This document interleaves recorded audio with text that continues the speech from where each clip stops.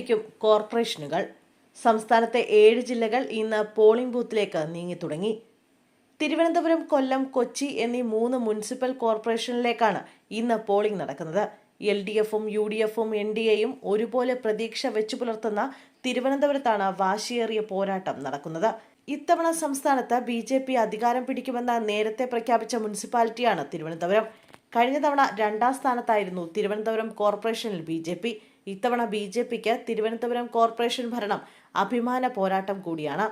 Corporation ഭരണം ലക്ഷ്യമിട്ട UDFും നേരത്തെ തന്നെ പ്രചാരണം ശക്തമാക്കിയ തിരുവനന്തപുരത്ത് മുൻ MLAയും യൂത്ത് കോൺഗ്രസ് നേതാവുമായ S. ശബരിനാഥനെ മുൻനിർത്തിയാണ് കോൺഗ്രസ് ശക്തമായ പ്രചരണം നടത്തിയത്.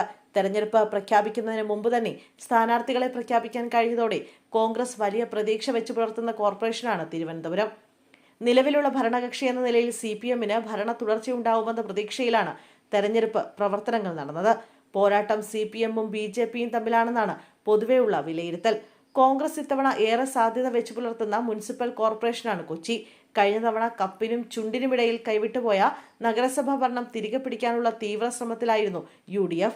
KPCC ജനറൽ സെക്രട്ടറിയും മഹിളാ കോൺഗ്രസ് നേതാവുമായ ദീപ്തി വർഗീസിന്റെ നേതൃത്വത്തിലാണ് UDF തെരഞ്ഞെടുപ്പിൽ മാറ്റുരയ്ക്കുന്നത്. എന്നാൽ മുസ്ലിം ലീഗ് നേതാവ് അടക്കമുള്ളവർ UDF സ്ഥാനാർത്ഥികൾക്കെതിരെ വിമതരായി രംഗത്തെത്തിയത് വലിയ ആശങ്കയാണ് കോൺഗ്രസിനുണ്ടാക്കിയിരിക്കുന്നത്. കഴിഞ്ഞ തവണ ഭരണം നഷ്ടപ്പെടാൻ കാരണം വിമതരായിരുന്നു.